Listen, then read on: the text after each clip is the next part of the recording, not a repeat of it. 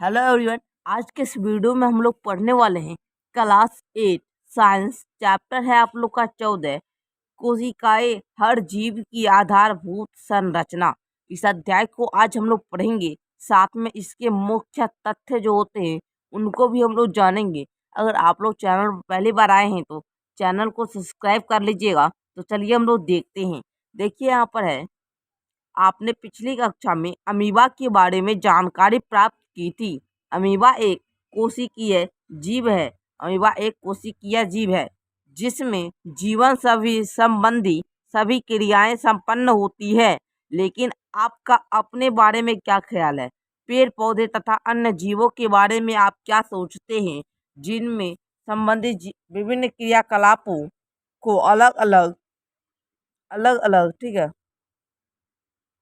यहाँ पर देखिए जीवन संबंधी क्रियाकलापों के लिए अलग अलग अंग या अंग तंत्र होते हैं। तो चलिए अब हम लोग देखते हैं आगे क्या है। आगे देखिए आप लोग का यहाँ पर मेन पॉइंट क्या है। कोशिका किसे कहते हैं? सजीवों के इस संरचनात्मक एवं कार्यात्मक इकाई को कोशिका कहते हैं। यानी कि किसी भी जीव की संरचनात्मक एवं क्रियात्मक इकाई को कोशिका कहते हैं। ठीक है, कोशिका जीव की शरीर की कोशिका जो होती है वह जीव शरीर की सबसे छोटी इकाई होती है। ठीक है, आगे देखिए आप लोग का आगे क्या है। यहाँ पर कोशिकाओं को देखने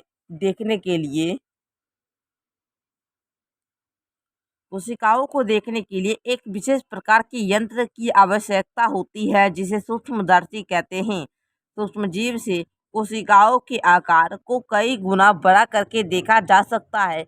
सूक्ष्मजीव संबंधी अध्याय आपने सूक्ष्मदर्शी के बारे में जानकारी प्राप्त की है। ठीक है, आप लोगों ने सूक्ष्मजीव के अध्याय जो था आप लोग का चैप्टर 7 उसमें आप लोग देखें। अगर नहीं देखें तो आप लोग प्ले लिस्ट चेक कर लीजिएगा। प्ले लिस्ट का लिंक आप लोग को डिस्क्रिप्शन में मिल जाएगा, तो आप लोग वहां से भी देख सकते हैं। अब देखिए कोशिका खोज की कहानी। बात करीब 350 वर्ष पहले की है।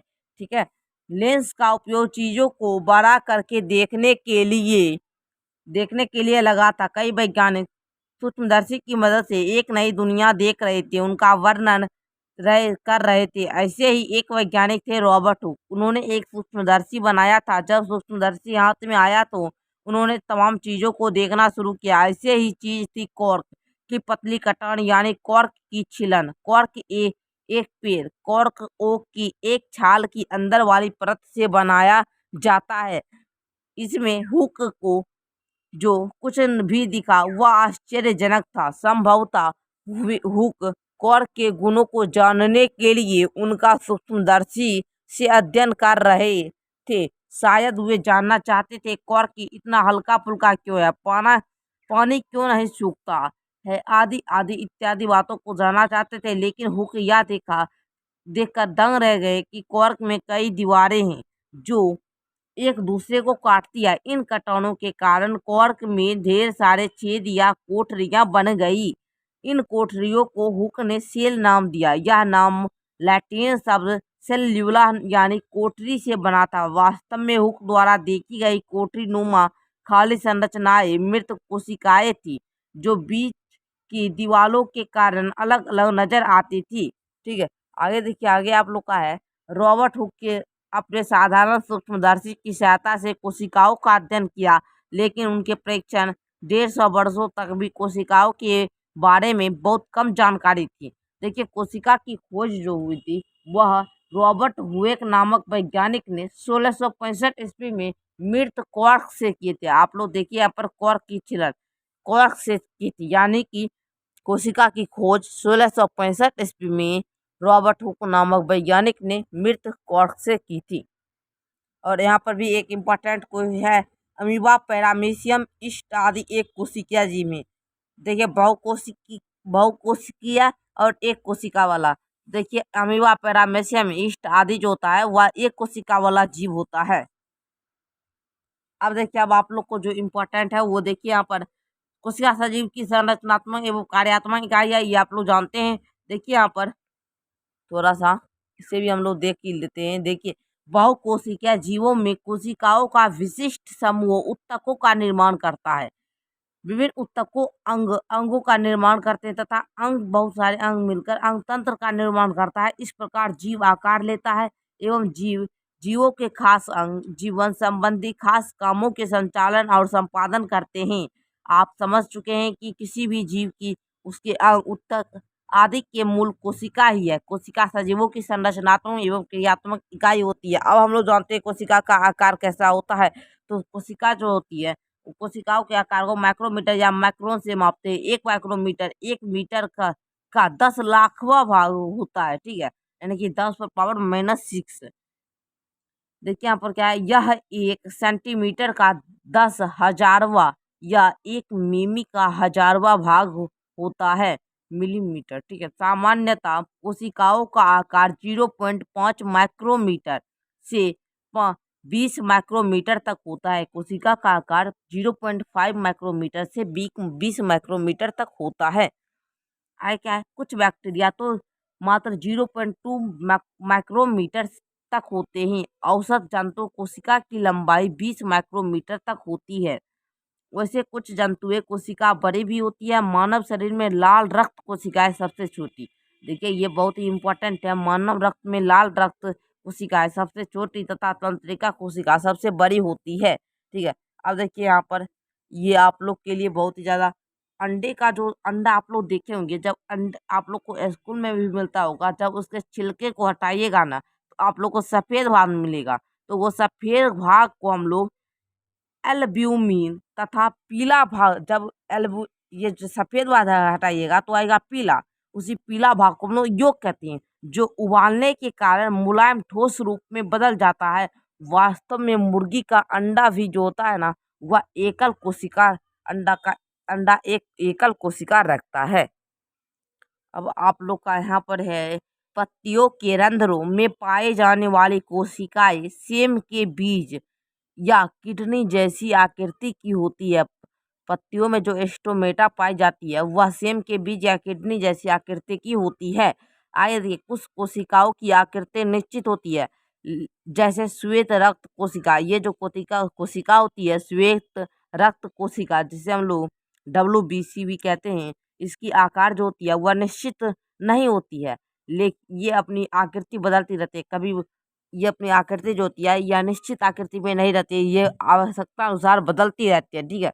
आगे देखिए यहाँ पर है, अमीबा के शरीर से बाहर की ओर उभार या प्रवर्ध निकलते रहते हैं, जिसे पादाब कहते हैं, ठीक है, ये इम्पोर्टेंट है। पादाब अमीबा को भोजन अंतर्ग्रहण गति में मदद करता है। आप लोग देख लीजिए, ये है प्याज की झिल्ली की कोशिकाएं। ये आप लोग को पूछा भी जा सकता है कि प्याज की झिल्ली की कोशिकाएं जो है उसका नामांकित चित्र बनाए।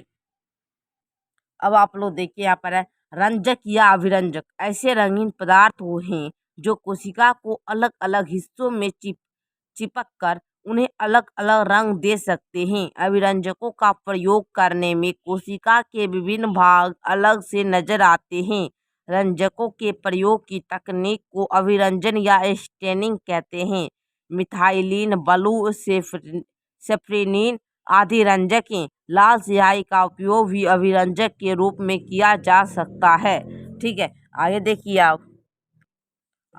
आगे आप लोग का टॉपिक है यहाँ पर आप लोग का कोशिका झिल्ली तथा कोशिका भित्ति, यानी कि cell membranes and cell wall, ठीक है। यहाँ पर देखिए क्या कह रहा है, हम लोग समझते हैं कोशिका झिल्ली क्या होती है और कोशिका भित्ति किसे कहते हैं या कोशिका झिल्ली किसे कहते हैं। तो सबसे पहले हम लोग कोशिका झिल्ली के बारे में जानते हैं। कोशिका झिल्ली देखिए, जंतु कोशिका के चारों ओर पाई जाने वाली पतली आवरण को कोशिका झिल्ली कहते हैं, एवं पादप कोशिका के चारों ओर पाई जाने वाली मोटी आवरण को कोशिका भित्ति कहते हैं, ठीक है। यहाँ पर क्या दिया गया है, देखिए हम आपको बताते हैं। पादप कोशिका जो होती है पेड़ पौधा, उसके जो चारों ओर जो पाया जाता है उसी को हम लोग जो जो मोटा आवरण होता है उसे हम लोग कोशिका भित्ति कहते हैं, जो कि सेलुलोज से बनी होती है। अब आएगा क्वेश्चन आप लोग का आएगा, कोशिका भित्ति जो होती है वह किससे बनी होती है? सेल्यूलोज से। एवं कोशिका झिल्ली जो होती है वह लिपिड एवं प्रोटीन की बनी होती है। कोशिका झिल्ली किससे बनी होती है? लिपिड एवं प्रोटीन की बनी होती है। एवं कोशिका झिल्ली जो होती है उसको हम लोग चयनात्मक अर्धपारगम झिल्ली भी कहते हैं। कोशिका झिल्ली को हम लोग चयनात्मक अर्धपारगम झिल्ली भी कहते हैं। अब यहाँ पर आप लोग का आगे टॉपिक है कोशिका द्रव, ठीक है, जिसे हम लोग कहते हैं साइटोप्लाज्म। साइटोप्लाज्म कोशिका द्रव। तो चलिए हम लोग इसे भी देखते हैं कोशिका द्रव क्या होती है। देखिए यहाँ पर क्या, कोशिका झिल्ली के अंदर जेलीनुमा पदार्थ पाया जाता है। कोशिका झिल्ली के अंदर एक जेलीनुमा पदार्थ होता है जिसे हम लोग कोशिका द्रव या इसे हम लोग साइटोप्लाज्म भी कहते हैं, यानी कि साइटोप्लाज्म, ठीक है। ये क्या है? साइटोप्लाज्म। कोशिका द्रव यानी साइटोप्लाज्म भी कहते हैं। कोशिका द्रव को दूसरा नाम है साइटोप्लाज्म। कोशिका झिल्ली के अंदर जो जेलीनुमा पदार्थ पाया जाता है उसी को हम लोग कहते हैं साइटोप्लाज्म या कोशिका द्रव। कोशिका द्रव के अंदर कोशिका का एक महत्वपूर्ण भाग केंद्रक होता है। वास्तव में कोशिका द्रव कोशिका झिल्ली और केंद्रक के बीच स्थित वास्तव में देखिए यहाँ पर आप लोग का एक इम्पॉर्टेंट क्वेश्चन है, कोशिका झिल्ली और केंद्रक के बीच कोशिका द्रव जो होता है वह कहाँ होता है? कोशिका झिल्ली और केंद्रक के बीच होता है। कोशिका झिल्ली और केंद्रक के बीच कोशिका द्रव उपस्थित होता है, ठीक है। कोशिका द्रव में अन्य कोशिकीय संगठन तथा माइटोकॉन्ड्रिया, राइबोसोम, गोल्गी काय, रिक्तियाएं, लवक आदि पाए जाते हैं। इनके बारे में भी हम लोग जानेंगे। आप देखिए यहाँ पर आप लोग का टॉपिक है केंद्रक, ठीक है, न्यू सेल्स। यहाँ पर है कोशिका के अंदर कोशिका द्रव में प्राय मध्य भाग में एक गोलाकार संरचना स्थित होती है, इसे केंद्रक कहते हैं। केंद्रक किसे कहते हैं? तो देखिए कोशिका के अंदर कोशिका द्रव में यानी कोशिका के बीच हम आपको बता देते हैं, कोशिका के बीच पाए जाने वाली सबसे बड़ी गोल संरचना वाले अंग को केंद्रक कहते हैं। क्या?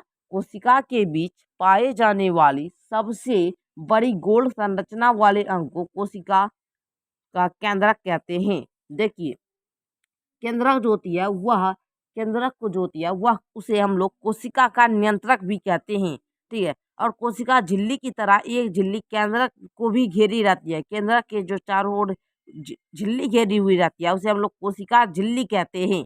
यह झिल्ली केंद्रक को कोशिका द्रव से अलग करती है। केंद्रक को जो होती है वह कोशिका द्रव से अलग करने वाले झिल्ली को ही हम लोग कहते हैं केंद्रक झिल्ली। साथ ही यह कोशिका द्रव एवं केंद्रक के बीच पदार्थों के आवागमन को नियंत्रित करती है। अब देखिए अब यहाँ पर आप लोग का क्या है, केंद्रक एक सघन संरचना है। इसके अंदर बिगाड़ा जेलीनुमा द्रव्य होता है, ठीक है, जिसे हम लोग केंद्रक द्रव्य कहते हैं। केंद्रक द्रव्य क्या है? केंद्रक एक सघन संरचना है। इसके केंद्रक के अंदर एक गाढ़ा जेलीनुमा द्रव्य होता है जिसे हम लोग केंद्रक द्रव्य कहते हैं। केंद्रक के अंदर एक छोटी संरचना दिखाई देती है जिसे हम लोग केंद्रिका केंद्रिका कहते हैं, ठीक है। ये भी आपको लोगों के लिए इम्पोर्टेंट है, जिसे इंग्लिश में हम लोग को न्यूक्लियोलस कहते हैं। केंद्रक के अंदर की संरचना को देखने के लिए अति उच्च आवर्धन क्षमता वाले सूक्ष्मदर्शी की आवश्यकता होती है। अब देखिए आगे आप लोग का क्या होता है। देखिए अब है आप लोग का कोशिका के प्रकार। अब हम लोग जानेंगे कोशिका के प्रकार। तो कोशिका जो होती है वह दो प्रकार की होती है। फर्स्ट होता है यूकैरियोटिक कोशिका एवं दूसरा आप लोग का आता है प्राकैरियोटिक कोशिका। देखिए पहले वे कोशिका जिनमें सुस्पष्ट केंद्रक पाया जाता है इन्हें हम लोग यूकैरियोटिक कोशिका कहते हैं। दूसरे प्रकार की कोशिकाएं वे हैं जिन्हें एक केंद्रक का अभाव रहता है, ठीक है, उसे हम लोग प्राकैरियोटिक यानी केंद्रक पूर्व कोशिकाएं कहते हैं। जीवाणु, नीले हरे शैवाल प्राकैरियोटिक कोशिकाओं का उदाहरण है, जबकि प्याज की झिल्ली, गाल की कोशिकाएं यूकैरियोटिक कोशिकाओं के उदाहरण हैं। सजीव कोशिका के समग्र संघटक को जीव द्रव्य या प्रोटोप्लाज्म के नाम से जाना जाता है।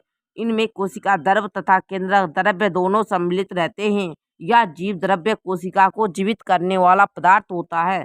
कोशिकाओं विशिष्ट रूप से पादप कोशिका में अनेक खाली रिक्त संरचनाएं दिखाई पड़ती है, ठीक है। अब देखिए ये यहाँ पर आप लोग का है इम्पोर्टेंट, प्याज की झिल्ली कोशिकाओं की बारीकी अवलोकन करें तो यह स्पष्ट दिखाई पड़ती है, तो इसे हम लोग रिक्तिका कहते हैं, ठीक है।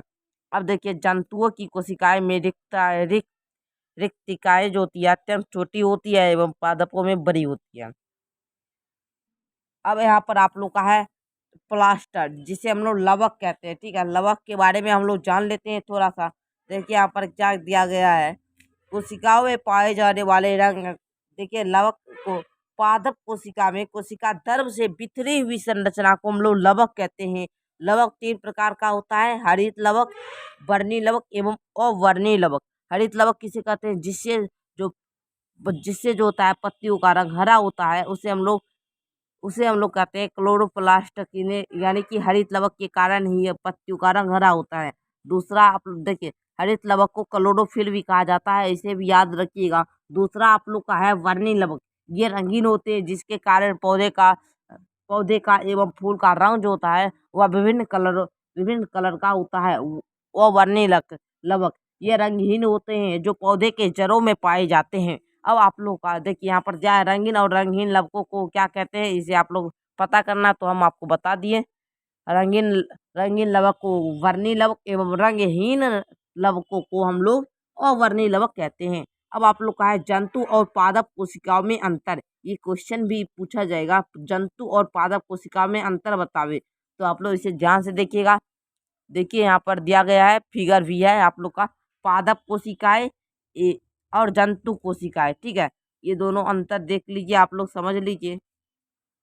अब देखिए पीछे की चर्चाओं में आप लोग जान चुके हैं कि जंतु और पादप कोशिका जहाँ एक कुछ मूलभूत, ये सभी आप लोग में इनमें इम्पोर्टेंट नहीं है आप लोग का अब।